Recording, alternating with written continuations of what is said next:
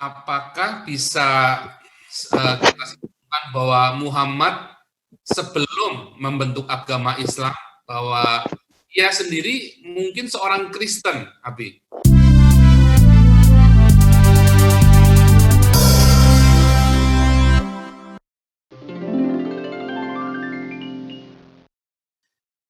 Dulu Abi mendapat pendidikan Islam yang sangat kuat sekali di agama lama, dan saya tidak berkata bahwa semua orang Islam itu buruk, karena saya punya banyak rekan-rekan Islam yang baik, dan di dalam Kristen pun tidak semua baik, banyak juga yang buruk. Saya kira Abi banyak ketemu orang Kristen di penjara juga, toh?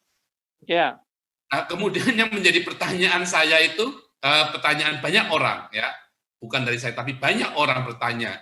Saya juga ingin tahu apa pendapat Abi, apakah Allah Islam itu sama dengan Allah Kristen, Abi? Bacakan saya Roma 3 ayat 29. Roma 3 ayat 29.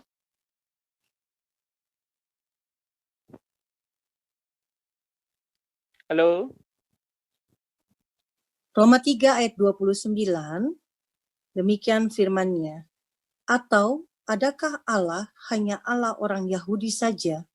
Bukankah ia juga adalah Allah bangsa-bangsa lain? Ya, benar. Ia juga adalah Allah bangsa-bangsa lain. Amin. Ya. Paulus adalah penginjil terbaik, guru ilustrator saya yang luar biasa. Dia mengatakan kita Allah Yahudi, Allah Kristen, Allah orang Islam sama gitu.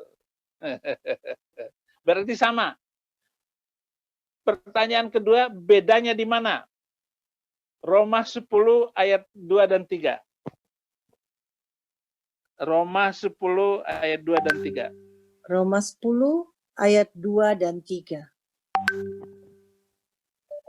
Sebab aku dapat memberi kesaksian tentang mereka, bahwa mereka sungguh-sungguh giat untuk Allah, tetapi tanpa pengertian yang benar.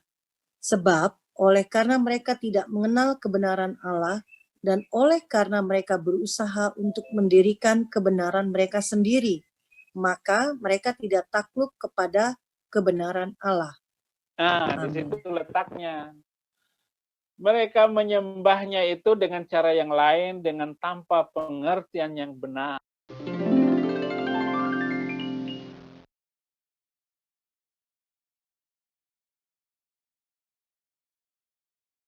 Apakah umat Islam dan umat Kristiani Tuhannya sama?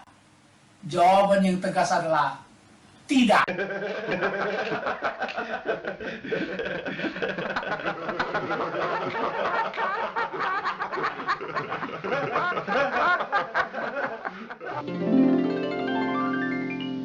Tetapi kita mempunyai pengertian yang benar, siapa Allah itu?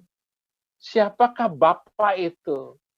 Nah, sama seperti Thomas, tanya kepada Yesus, tunjukkan kepada saya Bapa itu. Lalu Yesus bilang, udah berapa lama kamu itu hidup bersama saya, kok masih nanya gitu. Itu kata Yesus Kristus. Maka kata Yesus, ana huwas siratu wal haqqu wal hayat la yaji'u ahadun ilal ab illa bi. Akulah jalan, kebenaran dan hidup.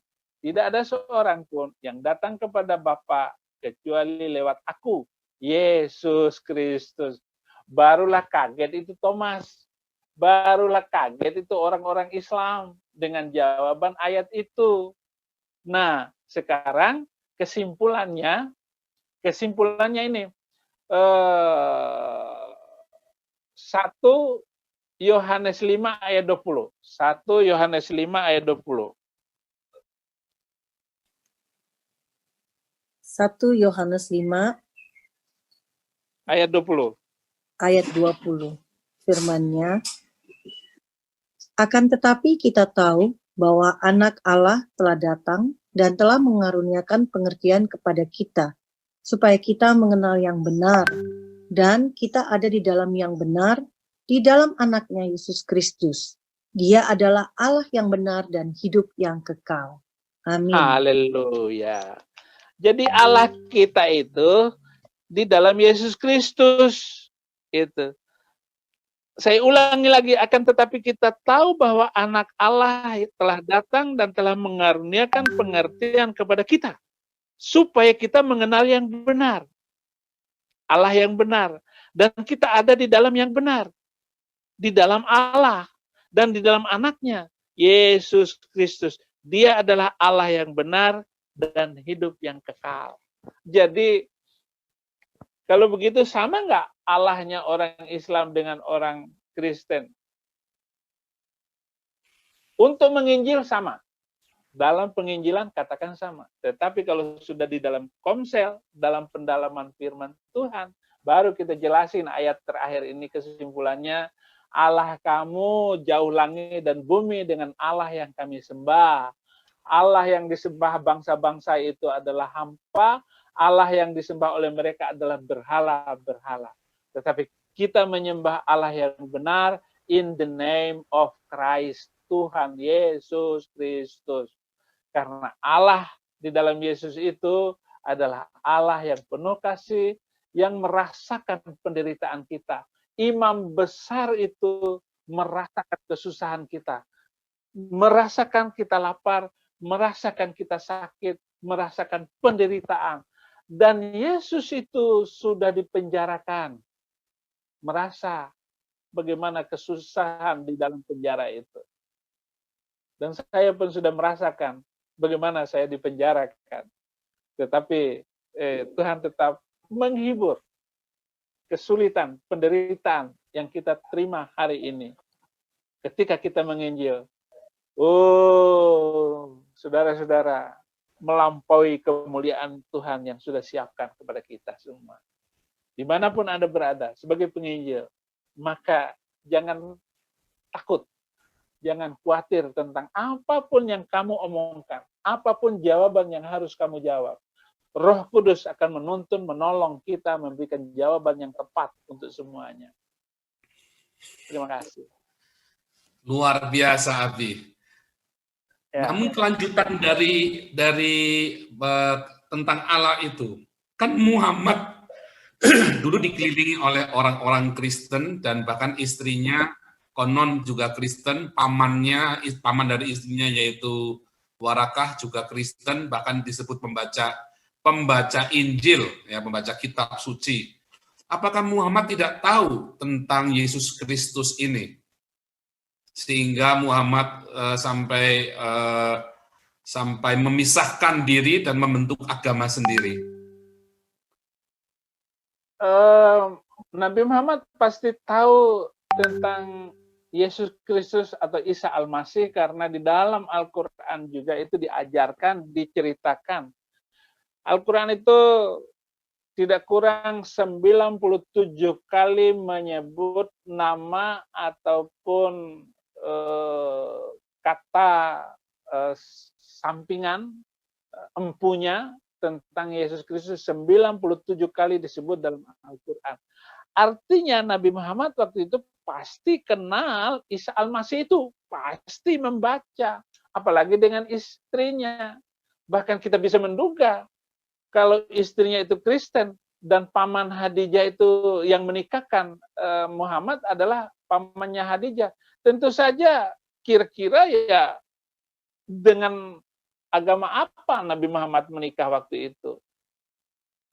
Kristen dong, Abi, pasti Kristen. Iya, gitu. Tetapi dalam sejarah Islam tidak disebutkan menikah dengan cara bagaimana waktu itu.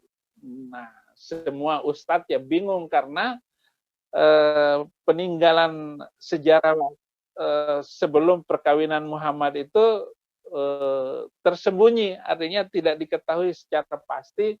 Kalau ditanya seperti itu, Muhammad kawin dengan cara apa? Gitu, dengan agama apa dan sebagainya. Pengenalan Muhammad akan Nabi Isa ini hanya sebatas di mana Jibril membawa wahyu kepada Muhammad lalu ditulis oleh para sahabatnya. Dan tentang pengajaran-pengajaran Isa Al-Masih dan perumpamaan-perumpamaannya itu tidak disebutkan di dalam Al-Quran.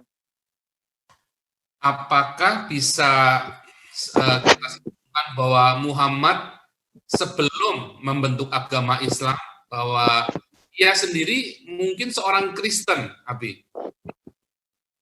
Tidak dijelaskan semacam itu, bahwa Muhammad itu dulu Kristen.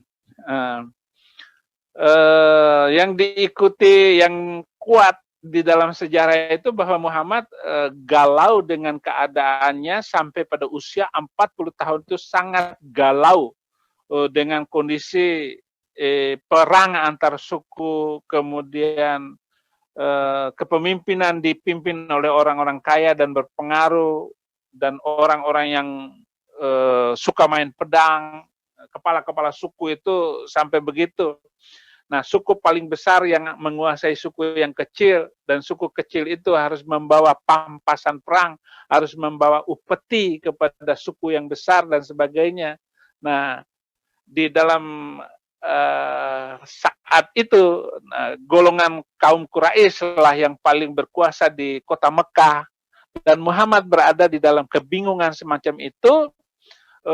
Akhirnya ditemukan dia menyendiri ke Gua Hiro, lalu mendapat wahyu, katanya ketemu dengan sosok yang bersuara tapi nggak nampak wajahnya. Lalu dikatakan itu Jibril, dan seterusnya. Jadi sebenarnya untuk menduga Muhammad sudah beragama Kristen juga susah, karena tidak ada sejarah yang kuat untuk mengatakan itu. Kecuali mungkin nanti ada penemuan-penemuan sejarah baru di dalam waktu kemudian gitu. Tetapi tidak, dugaan semacam itu tidak kuat.